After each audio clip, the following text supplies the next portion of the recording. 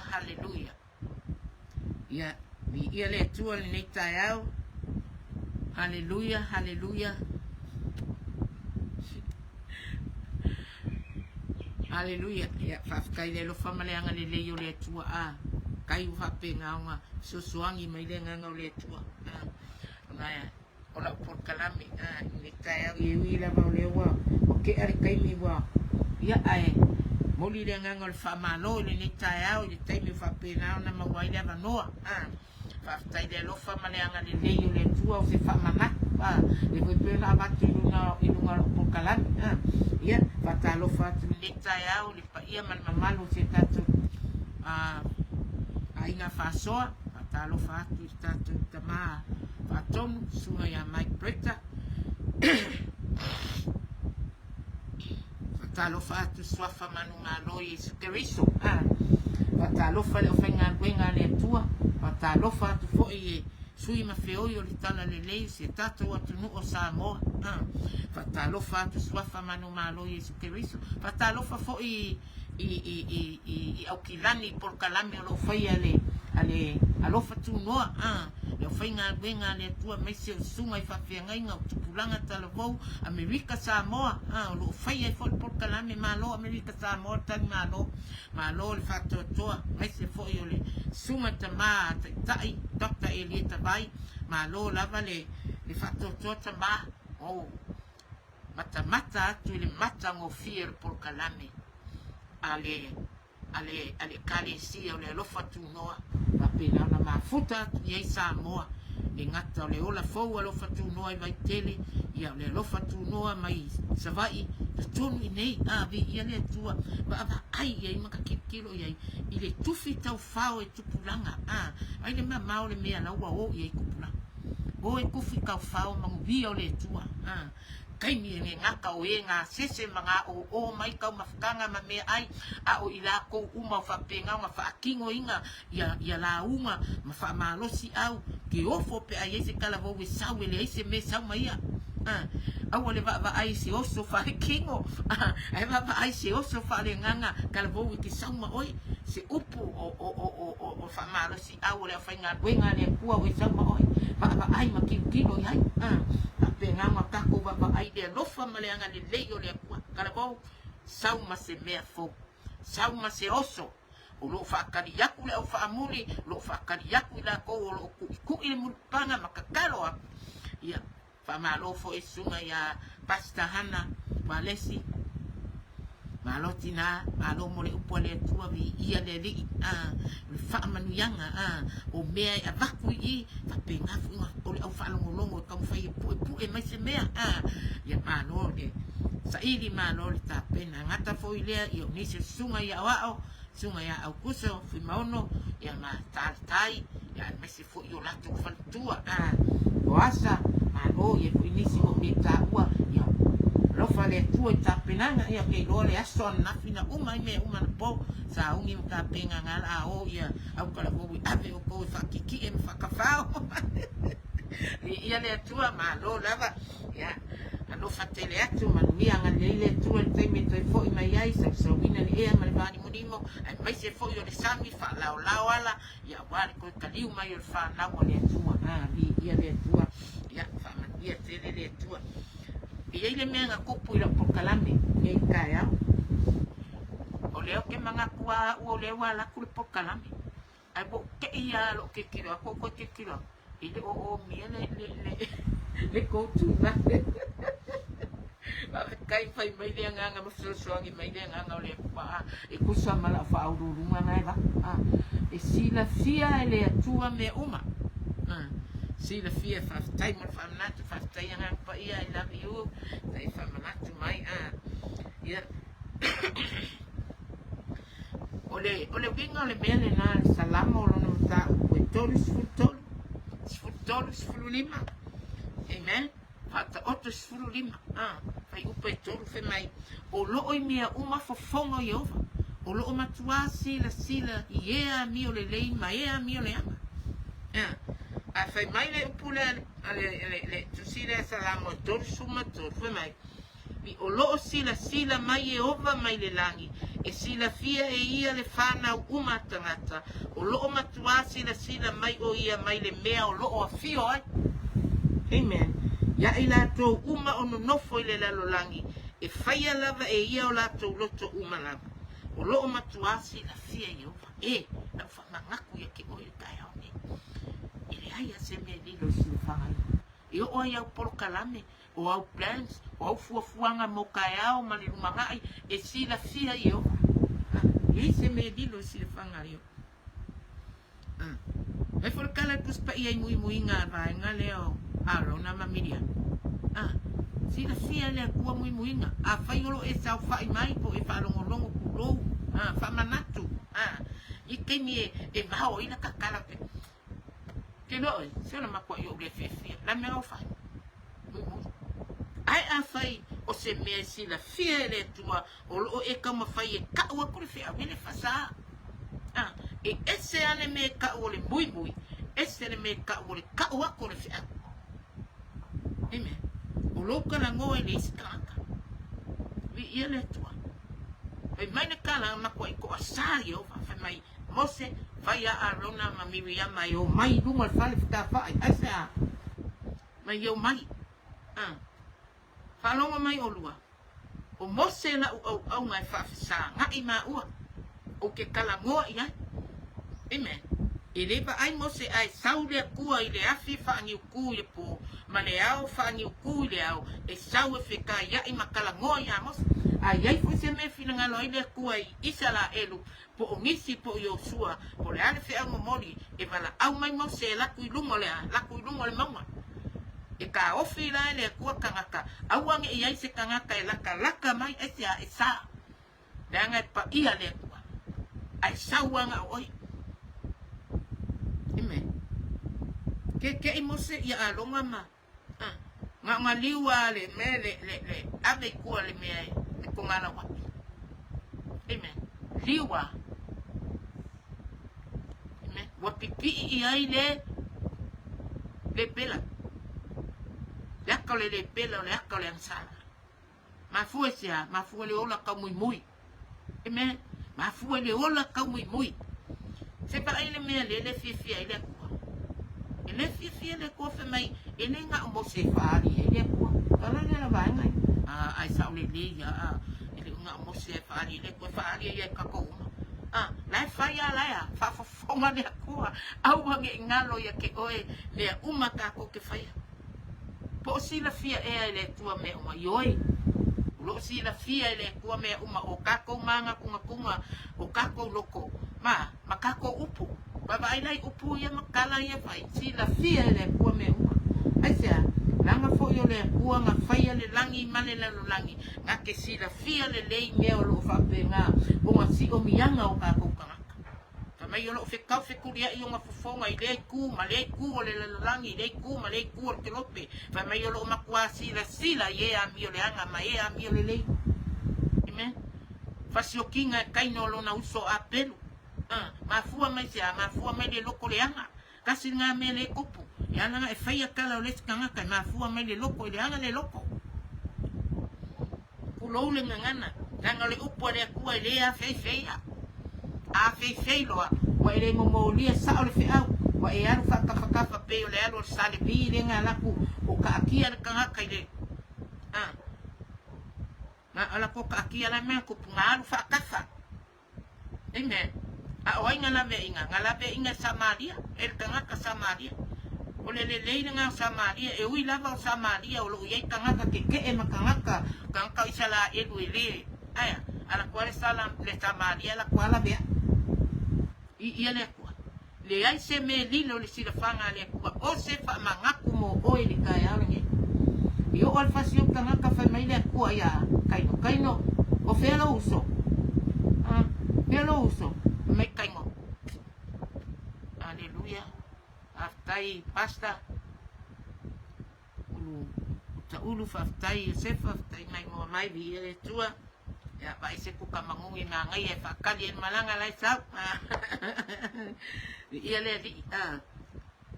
felo se fa me kala a ape fa longo le kala ka fa vale vale Pe mele kala tengo. O au e se leo lo. E kanga I mai. Ai ngalo ya kengo. O lai sina fia le kua ke minga ia fasioki e runga uso. Ma fua mai le loko le anga ngawale mula nga taulanga. Te maia. Maia mea le kupu. Ile soi fuanga mane. Ngalo ya kengo ele o lilo. Mai le kua kaino. O lo kangi mai le ele le koko lo uso. Uso ku ofi. Ele se uso kau fia ngai o le uso ku ofi. Kasi le kama, kasi le kinga, ala no kupu. Koe fasioki a, kupu vai kamini. Mafua mai le loko. Amen. Aba iaku I mea lawa le leia ele uso. Mama ngai a e unga olonga ia kou anga I fai, ma ia kou anga I fai ngā ruenga. Kou anga I agu e fai ngā ruenga. I kausi ko rua, ma kausi whangau. Ai loko le anga ai. Ma aba iaku wasi yange le pusa aisa lea a le uso. Loko le anga. Lea I kopu. Ai aku wa faile ka avale loko le anga mafua mai le loko e kiwa fa mele fionga pa ia le kua ia sili nga leo inga ka ko loko mai lolo ka ko leo inga me uma nanga le loko ku poile amio ku poile loko le anga ku poile fa u le sikanga ka le fa u ia amen a fo dinga na wa ki le ya le anga le fa u happen it's happen le kopu amen ia le tua ma pole le si kai fo yo o saulo ia fa pe saulo le loa anga fa loa le kua ia Samuel anu ka ia saulo po ala me fe nga fa kongo le kua anu fa sioki amaleka fasi me kopu o kopu le vai kaunge io ale kopu fa kongo ko fa fi awe anu fa ile mele anu fa me oele anu se awa o fa mele ese ale kau kua fa makai ese kau kua fa kau le e ki ku fa kau le imene ke makai e ki alu ai ke au auma yo o kongo kalisia kele fo isi kama I fai fi au ku lo au mane ku lo wa e le o fa ngan nga uma sa fa ia ku fo kai ya sa fa ia ko fo I ma mane o li ia io si lunga kau au mo kiki yo le langi si ingo kau au amen mi ia le tua mafua sia mafua mai le fialu le no au koma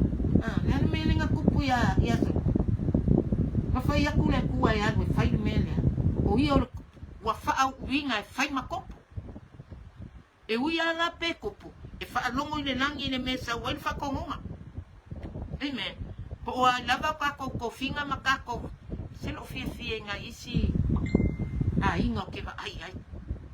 ke maka o foi venga ke va ai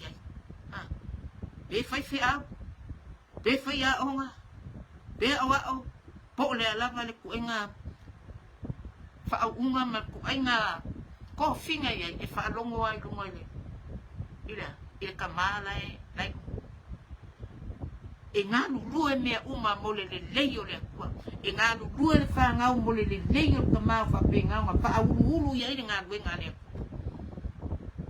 Amen. Vi ia le kua kasi le leo. Kasi le kala. Kasi le whakongunga e ngā ioi mea uma. Kilo ngenia ese le maa ngai se o se a inga po se au ma le kua ai kele support.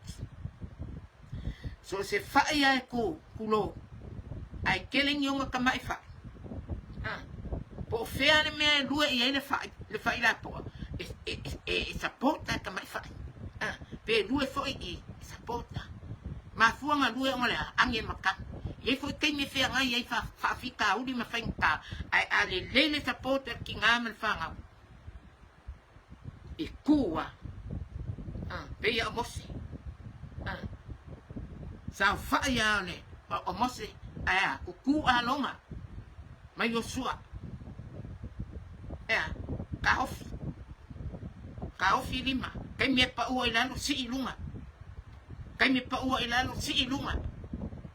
amen vi ia le kua malosi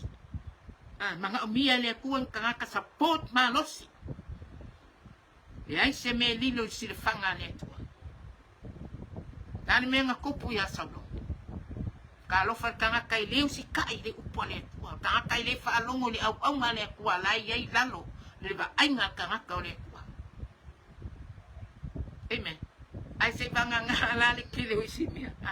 Kusa peke vai a koe pi o pale le mea le au nga po o le pule po o le supervisor. Ai kupe lalo onga ole akua au nga ia Yehova I luma o le kainga. Amen. Ele se mea le so va kai wa fa manatu mai ele nganga o le tua. O fa longo po. Ni ele tu e por kalame fo I mai Amerika Samoa. Meo le whaiwhi au. Ke leo kanga kai o le kai me whai ele wala au. Wala au. Tau maka fo ise kasi o por kalame o whaisi umi. Ile loku lea e o tinga. Iai fo ise kasi o au ngane kua lea e mai angi ilanga por kalame nga. I ele atua. O maua mai e la mea lea. E whaalongo aku kusa o kai o lai a mai la no lang kalangoa ia o whaingan wenga o euro whapenga wa whae e o la kouri ai whaalongo aku ai no la ngonga kai ai whaalongo aku o ngai ei se mea ngai ke whaale kongo ai ngai saudingi kai au ngai whasia loko o lua ngai saudingi kai au ngai lefia fia a oile o ngale kua wa e saungi whae e o ima I lunga o leo whainga I lunga o kangaka whamle mori alwesi whanangolongo ane pula mafua. I ele ku. Ai nga wha makala ele nganga o leko. Ele ma whainga sau kangaka o lai koko lima. O le kangaka lai hola ele anga sala. E sau e wha e o nga lima I lumo o kangaka lea. Ai sa. E oi ma. E aki renga ma il ma. E aki renga wha le kongu kangaka langa. A whaila e alanga mafua nga anu kangaka le bala au. E fia manguia ma fia malolo. Ai ala ku se kangaka le wha e ma yeini. O mea umala lai o lai nga la alu mai lunga ka kale ke fe me kala kuspa ia kala paulo ya we fa mumule le la mepa ime ia ne kwele o e pe o se me fo ile e ha nga fo e fai manu e makele kwale si kama ya sua fo Yesu fa malolo ala e sila mai malangonga o la sa fasil ko o la sa himole pia la sa hule si kaneki ale mo sa wala awako kai o mai ilunga le whaingan wenga fa amanguia ma ya kalo fai singaka ya e fa aka la fo e alwala ngaka aka ya nwa fa le kongo kai kalenga fa e ili mai amen I ele ko kawa kele ai ngalo ya kako ile ai se me lilo si la fangani le lalo langi ma mea lo kumu ai o ai o vai o le aku lau mai lo ngofu ai o mea umanga whai le makai sau amen o Yehova po o hala na baka me whai o singa ka kala fuile e vai le kala le nga whai o le kale sia le sau Yesu e sikia o le kale sia le eise ponga le eise ila le eise se mangumi amen kale sia nga Longa pinga a sau lai le I ave sele ila le mui lai ai le ila le fa lai le ai le ila le fekakala lai ai le ila male ponga o le fa ma ungi nga wenga le kua ma mea fa penga ya la me la ka ko o pe fa o le ai ila yo ka ko kai go foi lo ka ke kalo ele kua su e mai ya pe ese mea o fa le ko pe ese mea o le fie ai lo uso ya ke po ye se mea fa le kongo ila o nganga mala ka kua ila ngalwenga po ye se ngana fa penga ma uso o ngalafo ele kusa malofi na ngano su e mai ya otama ime wow ke le loa le lima mingu ke lo luma ke le loa amen yo o mai o le bana au alai ke alu man le loko fia mali oli fa akali lo fa ilonga pe fa akali le pine fa ulai oe fa pale ai oe lo awange ngalo so fa manatu wow fuanga ma por kalame ele ai se me lilo de sila fanga le tua amen le ai se me lilo de sila fanga le tua yo oi muinga yo oi fasi o kinga kangaka yo oi le lensi ka i saulo la menga ave sele malo ai se eu si kai fai le poko ka ngaka wale fai le mea le fai mai e fai au ai fai alo nga loko fai mai le ngalang o fai au ngo ke manga oe kala nga sau amen le mga o ngalang o fa sau inga mangia ngo ke manga oe o si ka ulanga ala ala sila pe o fa e sila fia Yehova me uma la sila le kua ile loko e se sele motiv langa fai ai ele se me nga fai ave ya Yehova a o me nga fai e fa amaria mga o ye ma mo ma ai nga me kasi nga me ka ki kilo ye fa ke o ka ko mga nga o me la nga ile ngi ka ko me o me le kua amen fai mai le kua me fai usikai e usikai ma usikai e mulinga fo e mea lai mea au mai ele kua yo lima ma o au amen mulinga e mulinga mea nga ai se ana nga ke usikai le kupone ai le anga lo le usikai ma kako le usikai pa wale me fai ole ave se o kako mai le mea le sa kako ya fa mangu yanga le kua nga mai wa ave se ai se ma fua mai le usikai ma le fa longo e sili le usikai le nga ole ma moi wa manga o kele le nga ole ma moi ai le usikai ai le sila fanga le kua ele ai se me lilo le sila fanga le kua fa mai lo makua sila mai Yehova mai le langa ia mi o le mai ia mi o le anga ka ko manga ku foi au mai pe kala ko kongo le fionga pa ia le akua kele ma faula la ia me lo fa penga o nga ngalo le kanga ka ele o lilo ko le me le anga sala nga fai ka vika wale alu le kawa awa ngo foi fa mo le me le anga sala amene bele ka kala le nguku aya wala vale va ayo makai ko singa ai ma fai kenge ai amen venga le kupu kele ole kangaka ke siango o fia fai ke kenge solo wa o ai i ko i inga o ai au ngale ku kulo le nguku maleafi yo o ai lo ma ku amen bo wa makua ke ke le ke fai mai polo a ke o wa ke wa ngwa ile o ke we fa ke we ki ngo ai ke wai ile ba ai ngale skangaka ale ke ya pe fai fu le fa pe kilo mai nga wa ma wa ia se fa pe nga wa ma wa ia ula ia nga wa ma wa o fu ia amen le ai se nga le kua o ia nga ole a we fai ke unga fa kosinga amen ai le finga nga lo ile kua awang ingalo ya ke au se fa mangaku e o mangaku uma ma upu ile ai se me dilo sir fanga le ia kavika le ba ai ngau maka wa ka lo fai wa ko so ya ngi kupu ka lo fai ngi kupu wa va ku ngi maka ko singa ku ngi fa fingi fe wa solo mai la lo i o kele yo kanga ka fa penga pa mai ka yo fa fingi o ma ku fe wa solo fa ko singa le ba ai ko inga ba ai ko fai fe au le ba ai ko ngi ka mai le ba ai ko ngi silo ma ku o ka yo mo se furu ka sang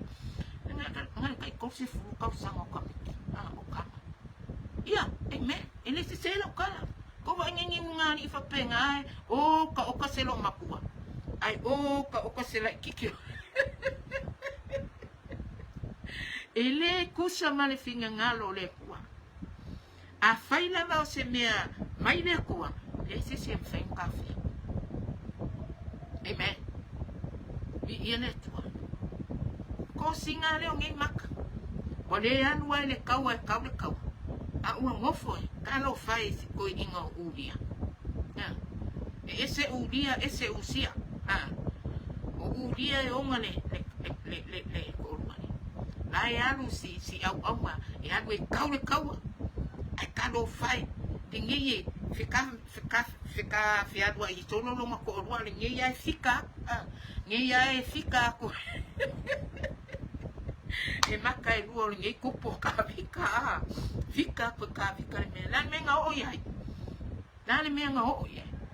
na i uai nga fi awe ka fika e au mai la me nga kupo nga fai ka fika le sala i lumo Yehova amen fai ka fika le sala ka no fai saus kama ulia wale moi long ko rua langa ile uma le kaua au sau moi i le me le ia le kupu me da so la ngonga pe a fai o se au nga o lo au mai ke oi o lo i lalo lau ba ainga ai ua e whaia ma o whaia se konga fiki e le anga ai ngei ainga ma vai ai ngei ai kalo fai ngā alu male wha maongi ulia ma longa le loa o le mea le kupu kasi le mea le kupu mai le vai kauringi e a fua mai lunga e a fua mai lunga o kaikai e a fua mai maunga e ola whai ka anga ma le ola muli lulua me e le alo le upo le kua e le mo kako uma amen o se lui po o se wha malosi po o se whi awe mori mori aku manga kua mea uma kako ke whaia e keimi wha pe ngā ua kako wa ai maulalo ai le sikangaka kako le wha maongi le ngā ruenga le kua kako le wha maongi mo mori le whi au yo maka i lungo le upenga ka whairangi kulou le ngangana e ye se kangaka o pa ele ngā kia nango ki roa le sila whia uma la whai o kangaka o le ua wha mai whai atu a o kilo ako e la lau le ai mamo e kulou le ngangana e la lau kangaka ke le lope mo i pe sa o ngika ana e la lau le me ke o whai le la lau wa a whai e mo nungo mea mo koe wha ma vi ia le tua e ese le ka ua o le ngawinga o le ukala vi ia le tua o nga o mea e wha mangaku ma wha ai loe le kua ia ki o ia ke au ia kako kau ma mao mai ai ma mea ia e a fua mai maunga manguia a o fo ilanga kalangoa mai maunga manguia e kalangoa mai e wha penga ma wha longo uma kangaka ai sea lango lai ba ai o lai a ki lia le au amen ai a fai e wha loko lua ma kako wa ai pe e alu wha pea o loo i le kua mea uma ka mai o loo si la fia le tua mea uma o manga kungaku o loko kangaka o upu mga ruenga uma ba ila si la fia le kua mea ka vika le e wala me piko siri ngo akari me wa mai nge o ore kai minga wa umale kau o saudia mai le kua ia ngaka e perfeka saue anu e whai a ka vika anu e kau ia ka vika fi au lea o le kangaka e kele anga mamoe wa alu le kangaka nga le kasi ale mamoe o loo afisi nonga whakawhaka wa alu waku le kangaka e kele mamoe i le kangaka nga le kasi le mamoe wa fasi le mamoe le kangaka lea amen mi ia le tua saulo lea o ngā kango e anu e apel fi au ia kavika mai kavika ma au binga mai au e le kua ka waku ia ke oe fi au lea o le kangaka e kele anga mamoe wa ia alu fasi le mamoe le kangaka ko kasi le mamoe asi kangaka o lai fa pele o lai fa fanga o lai ku yonga au kafa na ke momoe fa kasi fai kongu fa kasi ai wa sawar kangaka lea e kele mamoe wa alu fasi le mamoe fa mai pe yo le ai ngole po o e no ko e okay aka ya pe ya le fa mai oi na kangaka nga ka mai po ai kangaka nga mo ya fai nga me fa pe fa mai nga kango e ka vika o oi wa e fa pe nga wa e au mai le ko rua po le aval alau au nga o le kangaka o lo kuyo au kafa o le kangaka o lo faima ma lima ya ki o lo e lima ka ma kau ia amen wa e au mai le ava po le ko rua o lau au wa faima o ko ai se va ai le kele o palake ngai amen kele o palake kele o ko rua ai ko ia lu wa ko mai le ko mafua mesia mafua mai de ia se makala ngi kupu o kupu ale kupu le la lolangi ngi o ai kangaka ma wa lulungo le maru o kupu ai ki nganga ia kai ko rua ai o ia ka mai ke ngeki men kupu ko kongo le olanga ngi fa mai lo si la fia le ku me uma le ai se me lilo si la fanga le ku e asu lungo le ku me uma ai se fa ka kia mai le me mongi me le amio ko me mai de kala le amen Ngamakua fa pa uka vika ma fa ko ese luma le kua ma le loko ma walalo ma le loko wa muki momoya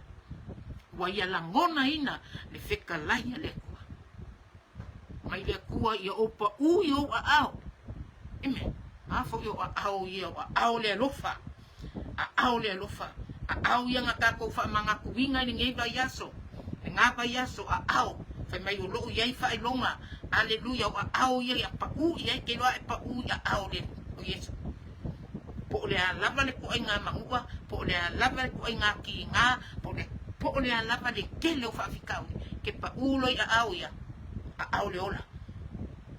amen au le ola mai lo ia fa ilonga o pine na ka ko ke lo ai ko so fu mangu malo mai o yesu mai de oki mai ku ma so fu mangu malo ia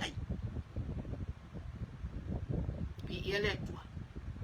wa ngao se fa mangaku awangi ngalo ye kako kuku lima ma fa penga ma fe so ya e au fa nga we lo mo moli fe au amen awangi kuku ale menga mai le ku ka awangi e fe ka o le fe au mai sa o le ku ki o ka amen e mai le kala le ku ya Samuel alwe ka ya Eli kelele fa longo lo fa nga kelele si kai ile ko ya se la wa singa ko kongo lo wa inga wa o sala mo ile bala winga o le mene kasi le so o ki lo fa nga ma fu mai se le fa longo ola ne maka ka u luma o le kua wa o ele malu o le kua wa fai e la ko fainga wa le na fa wai fa penga le me le kupu le vai kau le ki nganga i lo le malu o le kua i oa iai ma meo ngaso amen i o iai ma mea ki nga ele le alo walu ma fa fi kauli alu e ave i le kua amen e awa ka ko ke o pe o kanga kai o fa longo mai alu fa longo i me wa o inga i kako ya kako lo ma kako mal malama ile ai se me lilo ila sir fangane e o ai me fa per ya fango yaku kako karesia o ke alu me ma ko ai se me la alu ke alu me ma ko ai na fa e lo ale ku me le ke e ka a fa le nganga le kanga ka fa fa e ka wa le ku al fa fa e ka we le nganga o le ku pe pelo ya ele wa ni me se ai na ya lu pinku amen na ya lu de pinku aleluia na ya lu me la fa i me o fa nga ai wa ka si nga le si me nga va be ga lo le ska mo me ai ele lo ku wa ai fa longo lo ai na wa mai me ai o le si nga ave fe na me ko ya e le fayengi me fa loku ma le fayengi se furwa e ke ia safa ya a foi ke me fayengi ya walau mai kanga kai le masangi ngano walau mai ya o ai le ya o skengene o sila skengene o fia ese walau wa kukenga ka va penga le mela wa ku ole me wa kupul fa na kusi por kan kala la ya fo la lufi me vivo ka wika la no kan ka ya ka ko kiki ka sa ko ele ba isilo kiki ka sa ko ele ba ise furwa se furwa ai olonga fa me ai fa malau mai oi ka mai ki wa fa malau pe ya ku fa ngal se la ulima se furule sa ki nganga i loa o ingeka me ki o laifa o fa malaua ke o fo le fe o ngika ngaka fa malaua ko ngai ngika me ki e lo ka me ki nga fa o laifa i ka kala ya luma ga ba ko le ma pe o pe fa nga ka lo fai o se fa manga e ai ma laulu ma me fa ka nga ko pe amen o su e mai kupe o foi se ka ko o sa mo ka ke le fa ya kore e ho be le ka ke kilo ya o se ka ko ka no fai ngai ka ko ka ngaka mai ka lo fai fo ngai slai fai ya fa ma o fai fa ma o mai ka la le ku ya Ia kawika. Aleluia. O mea le akua e whai whea. E whai le mō kingi o le la. E whai loa le mō kingi o le la. Amen. I le whai mai e kua ni mea pongsa. O mea le kangaka i nganga e kua. Amen. E ui o le kopu. O le kangaka i kusa longa loko ma le loko le akua. Ainga. Apo i ngā ne wa. Makua i sala mō kawika. Wa mō kingi o le la la wa whai loa i nganga sala. Amen. Kako baba ai fuila isi mea ye kukupunge. O mea le kua ile ai a sesi ngake kofo iai. Le ai sesi kofo i le kaimi o le kua e whaaliani ai le kua me uma. Aisia. Nanga foi o le kua e pule le langi ma le lalo langi. Ka mai po fea ni mea kako keo iai. E iai le kua. Pe kako keo ifo ai lalo le liki kai. E iai le kua. Pe fofola kako i e se uri. E iai le kua. O se whamangaku ia ke au. Me, ia o inga e fo ia. Ai wa o whamangaku a. Ia kako waka ai. Mua kako o le au whainga wenga le. O le upua le kua i le mokangaka lai kua. I le mokangaka lai kua i le malama i le upua le kua. Amen. Langa a whaiaku le kua pe whaiaku Yesu. Maku le kala inga le kala le le Yesu. Fa mei e le loa. Mei o mea valea mea ngā. E kau ke whaalongo i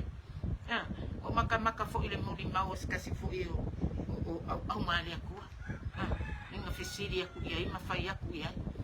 le aso finga ngalo le faolkanga le aso finga ngalo ile pole akua fa mai ia mo ia se fa ai se va ai akua ia la nengo mau savali mai ai luma ke ia le saur ka vale so ia la le mea ngai va ai e se va ai ko ai o le unga nga mo kangaka fa ka ke mari kangaka fa mai se va ai ko ai e ke awa o ko vai so fisika ma foi di fesilo makua foi di e o mani ale ka kia folanga ile la no langi se manga ani se ke no au e vai so de yo mako ko ma fa nga bidu ke no se mani ai ke ia wa o ki fa fo se kasi nga me se lui o se fa manga ko foi ke ia ia e kau kala i mea ke kau kala i ma kau savali ai a fai wa fa pe ke la ku kai au anu me a fai wa kala ngoi lo uso po wa kala ngoi fe au po wa kala ngoi ke ai ku lo nga ngana i au ngana ke ala ke lo o ku vai ai o ku lo ne au pa vai men fe au o le se si ola amen fe wa boki amen pe fa o ala banga wenga le lenga fa ya ma mele le vai e mawalo pale o mawa ngan wenga le le ai kile anu le la amen a fo ina wa e o kile fa ya fo langa ma me la wa e o kile ko ngena o kala fo fe fa mangaku na ngole kele o ka ko ka ngaka ke sia mo ye o ka ngaka yo ai kala fo fe ile ngaka le kala fo ye ko ai kala fo pe fe au ku pe fe au le o ku ka ko ave e ko si fe au ma ai ko yo ko e kala fu kasi le me ki akai ama o kilo ye ta kai e kala fu kupe o le ngalu winga le kuwa kupe se fu wa i dai la fo ko komole o le ipu ma lo ka ko fa mo ma lo fa mo ya ave ko si e fe au le sale vi o isi ngalu winga ele fa ma fe amen ave ya me ayana ngala ko le me le ke kala ngoi o le kaimi ele se la fo kupe e la fo fa pele ave ku o se e umanga la fo o nga fa amangia le makakalo ile kuwa fa amangia ila ko umanga la fo le me o kupu nga umanga fa amangia ave lo fa nga se amen ese kasio o nga winga sa faila kusi ese kasio kama kai le fa manga kuma ile nga ole kuma ile di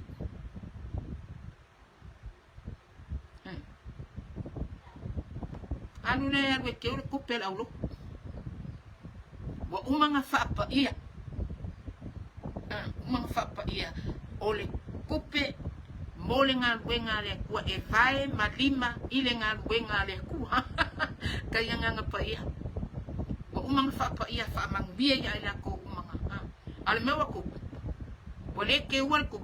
awa no fo mangai viure kale si ka kalila ko wale ko lo